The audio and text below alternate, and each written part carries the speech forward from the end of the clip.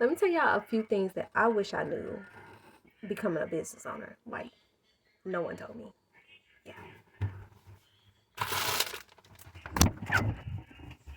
It starts with things I learned, things what I didn't learn, and it also starts with things that I wish I knew. Let's see.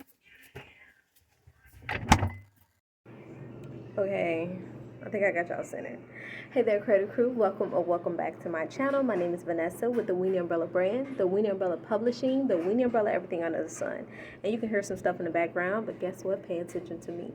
Now, I just want to say a few quick things that if you saw the intro, you know, a few quick things that if as a small business owner, I wish I knew.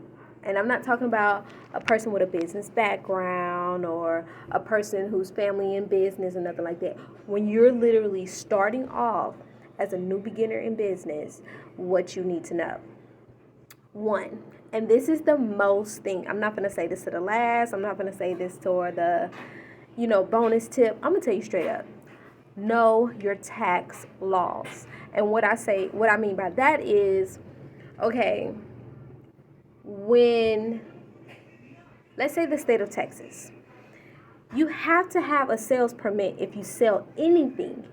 Not if, like, if you, the company, sell, like you're outright selling something, you have to have a sales permit. I don't know, like, check your state to see what it is for you. But Texas, you have to have that. And you have to file that every single month. This is the sales and use tax or something like that on your comptroller, Texas comptroller. Now, if you have Florida or New York or what's the other one, Wyoming, Atlanta, or Georgia, something like that, if you got all that, check yours. But Texas, baby, every single month you have to file what you sold and what you didn't. You know, what you sold. Like if you made profit in your business. This, don't confuse that with franchise tax. Now, I had an older video when I was trying to tell you the things about taxes and stuff. But when franchise tax is different than sales and use tax. So that's the main thing. That's the number one. That's everything that you really need to know if you have to pay that. Because if you're late filing that, if you don't pay that, it's going to be like penalty fee. And from the penalty fee, it can it can put a suspension on your business license just because you didn't file or just because you're late on filing. Just to let y'all know, if you don't know, no. Now, okay, so all the stuff you see online, it'd be like, oh, start an LLC, start this, and that. It does not give you the logistics of really running a business. It does not tell you the ins and outs. Oh, we'll do this and we'll do that. Baby, once you get past that, the ins and outs of monthly, yearly, because you got to file taxes. You got to file a yearly tax. You got to file monthly taxes. You have to file all kinds of stuff on your business for it to be legit in the eyes of the government and in the eyes of your state. So the best thing to do when you, and it sounds overwhelming when you find out, and a lot of them give you grace because you're new at it, just ask questions. But, and I'm not saying ask your friend questions. Look on your government's, look on your state website that has the stuff like that. And then when you look on your state website, try to look at those videos that they give, the answer FAQs, like frequently asked questions. Look at that stuff because you really need to know that stuff so that your business can be legit and you can be legit and you not even knowing why something is wrong. Because sometimes if you don't know, you don't know. But now I'm telling you, so look it up. Okay, that was number one. Let's go to number two. Number two, being authentic in your business. This sounds easier than what it really is because you'll get a lot of critiques. You'll get a lot of naysayers. You'll get a lot of negative Nancy's. And I'm going to be honest. But you're going to have to say this. Being authentic is what sets you apart from the rest of the crew. It's okay to follow. Well, it's not. What is? You can follow some type of trends, but it has to go work with your business. You see what I'm saying? So I'm trying to say this in the most nicest way. If you're authentic in yourself, people will gravitate more.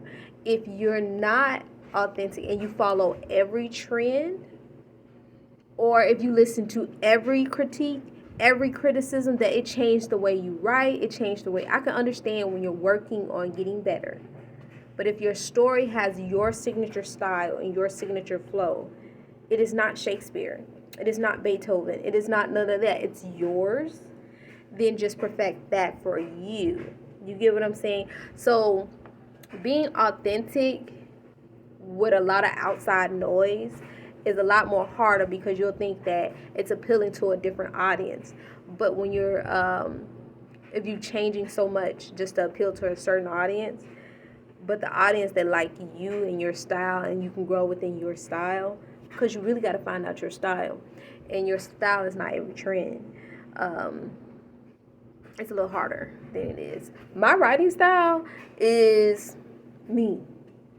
I have conversations in my writing. I talk, I give lessons, tips, and I like humor, even in the midst of something a little like, you see what I'm saying? Like, I see where you're going. Okay, well, let's whoop some butt. You know what I mean? I have that, and it's okay. You know, it's okay that the way I talk in my writing, I had to get used to that. Like, the way that I talk in my writing is not an already known artist, like author version. You see what I'm saying? So as an author, the way I talk is the way I write. So I just got to make sure that it conveys, like it shows up in my writing, that another person can enjoy and understand from my perspective. That's all it is, my perspective of the story. So being authentic sometimes is hard, but it's more rewarding, okay? So that was 2. I got one more tip for you. Number 3, no matter what you do, no matter what's going on in your life, life is going to be lifing. I learned that the hard way too. So you can push, but life is going to be lifing. So it's best to push forward, and it's best to set some type of routine so that when life is lifing, you can fall back on that to keep moving you forward for your business and for you. So these are just the 3 top tips that I had, because those are the main things I struggle with. If you listen to my podcast, I'll go more in detail of exactly what's going on. But those 3 things: learning my laws, learning to be authentic regardless, and I'm not saying not taking constructive criticism, but I'm saying like just being better in my authenticity. And life is gonna life. You know what I mean? If you know what I mean by that phrase, life is gonna get hard, life is gonna get good, life is gonna do whatever life is gonna do. But pushing forward, keep trying, and don't give up. Will make it worthwhile at the end. And I can only tell you from my experience. So, have a great day, and let's get creative. Oh, go on WingUmbrellaPublishing.com for your next favorite book. Check out the movie, too. Use Your Mind Journal series. Chapter 1, Work Thoughts. Peace out.